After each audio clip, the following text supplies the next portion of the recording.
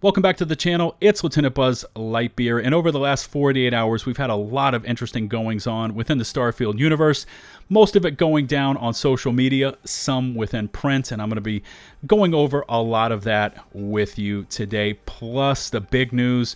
Tomorrow, early access starts to roll out worldwide. Can you believe we finally arrived at the moment where we get hands-on into the game? Those of you that have early access will finally be able to launch into it and experience the Starfield universe. How excited are you for that? Anyways, you guys have been showing awesome levels of support for my Starfield uploads. I probably sound like a broken record at this point, but I believe thanks are in order, and I just wanted to say thank you for all the love and support. In case you haven't yet done so, please hit subscribe and ring the notifications bell to receive my latest upload alerts. Likes, comments, shares are greatly appreciated. Chapters are available for easy viewing. This one's completely unscripted, and away we go.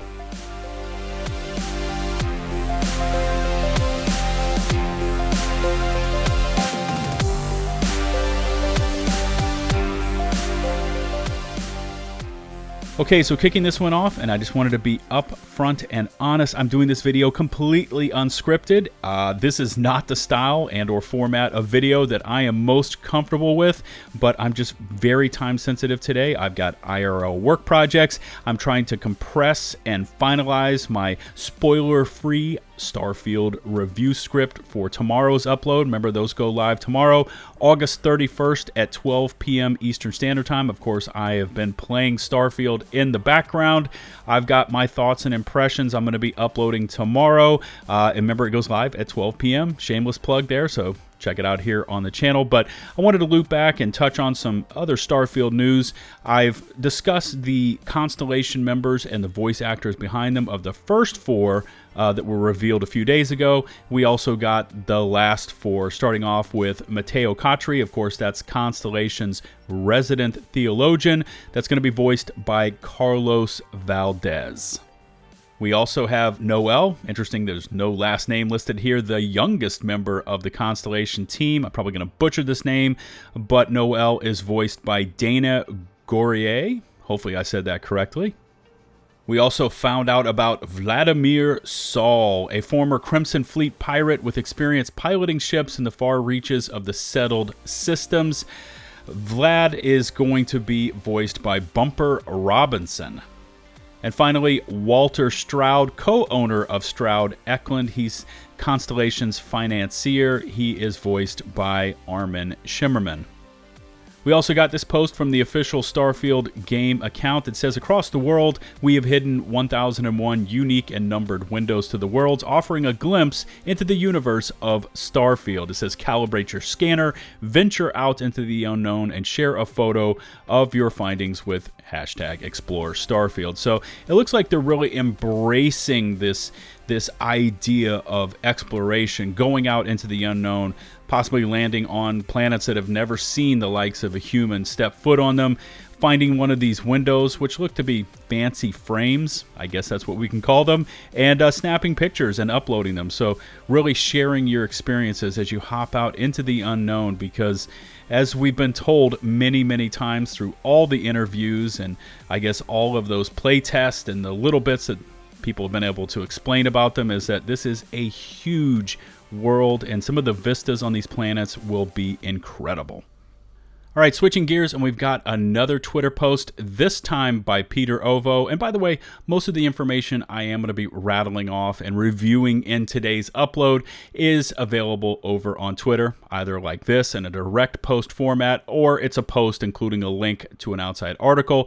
But Peter Ovo goes on to say, Starfield is now the #1 best-selling game on Steam. This happened as preload went live. That is an interesting fact to actually list out in a post.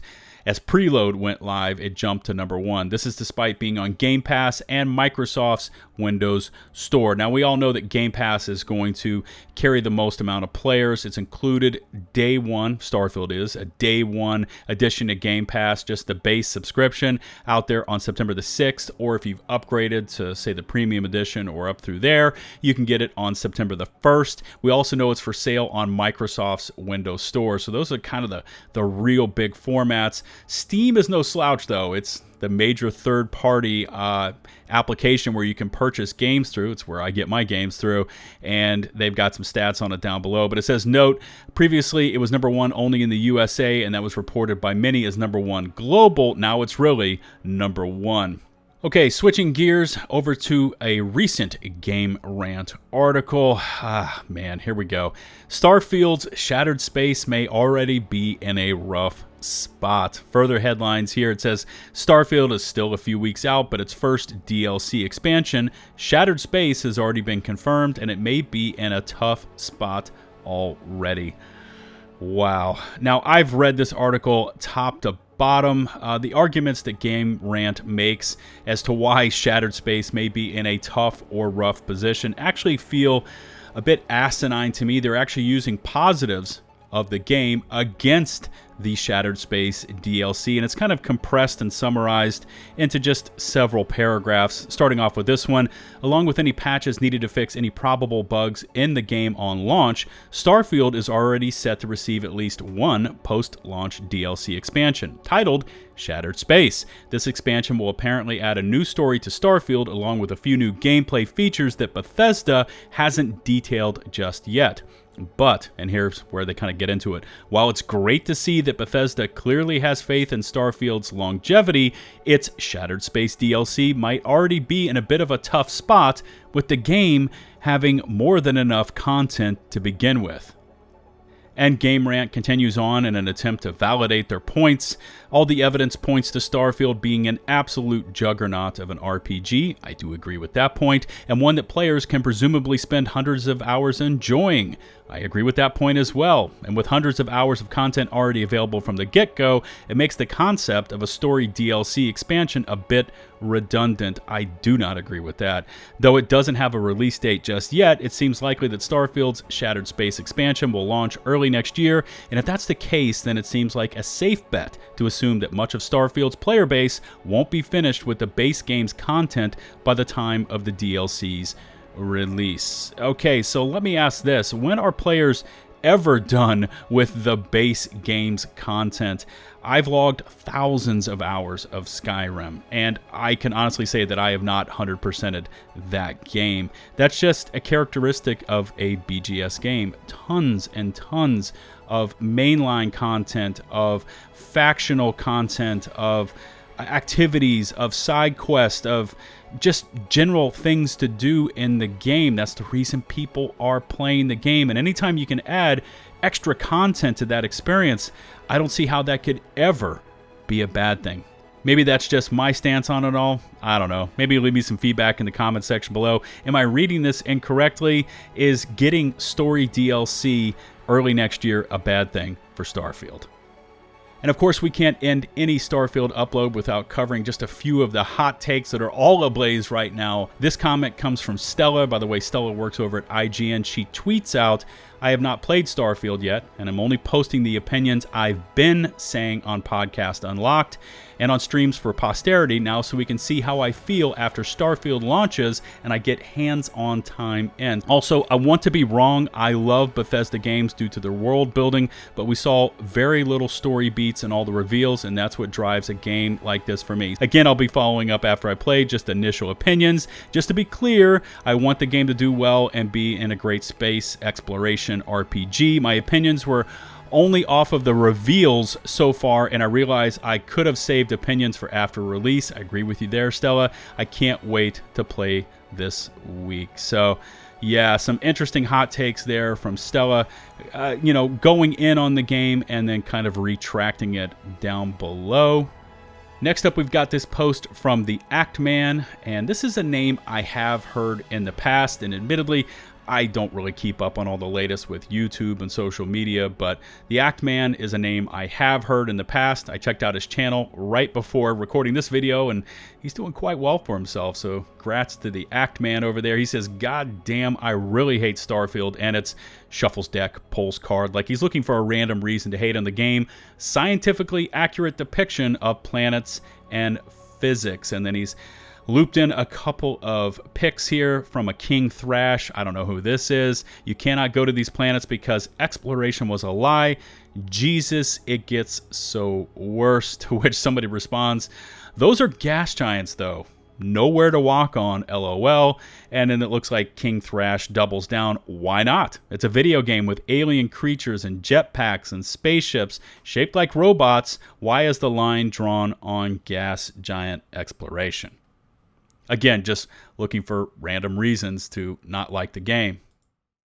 And this King Thrash post led to this offline article posted yesterday to .esports titled, Starfield Hater Becomes Laughing Stock After Basic Astronomy Blunder. And .esports has actually grabbed some Twitter artwork here, a response from an "Oh no, it's Alex." He's responding back to this King Thrash initial post. He says, bro, it's a gas giant. Did you fail out of 5th grade?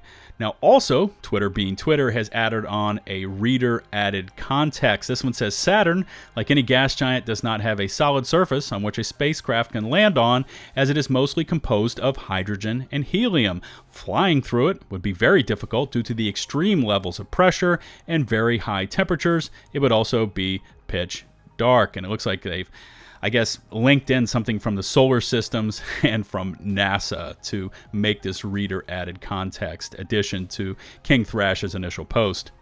.esports continues their coverage of this and kind of summarizes this recent drama with this. It says, the roast continued in the replies and on Reddit, where people quickly took notice of King Thrash's YouTube channel, where there's a very specific theme. That theme is Starfield bad.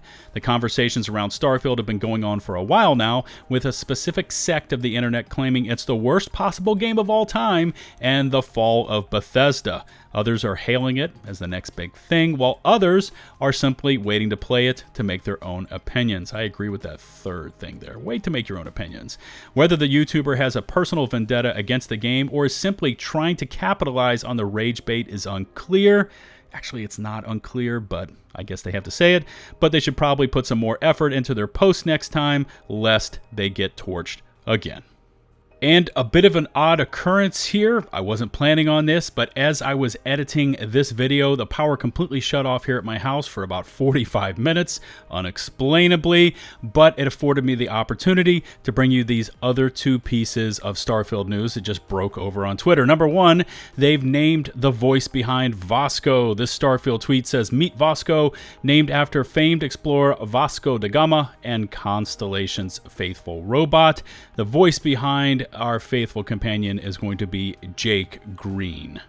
And the second bit of what I would call breaking news, and this kind of flies directly in the face of all those people out there saying Starfield isn't marketing enough. This is coming directly to us from the Starfield game official Twitter account. It says, explore the many worlds of Starfield with a special song from, get this, Imagine Dragons. Now, we all know Imagine Dragons, very well-known pop group, very popular. Anyway, they've taken, and I've listened to this several times, they've taken different motifs out of Enon Zur's Starfield OST. They've incorporated them into their song, and this thing kicks pretty darn hard.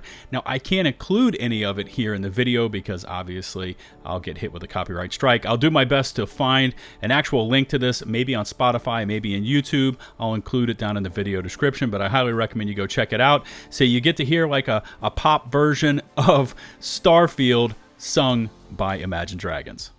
Okay, so there's kind of my 48-hour roundup of everything that's been going down in the world of Starfield. Make sure and leave me some feedback in the comments section below. Did you enjoy this unscripted format? I look forward to reading your comments about this one. If you haven't done so already, remember to hit subscribe and ring the notifications bell to receive my latest upload alerts. Likes, comments, shares are greatly appreciated. All my socials can be found in the video description below. Shout out to the nearly 147,000 of you that have taken the leap and hit subscribe. And a special thanks goes out to my patrons and those of you firing off those awesome YouTube super chats. Until tomorrow's spoiler-free upload. Man, I'm looking forward to this one. This is LtBuzzLitebeer, signing off.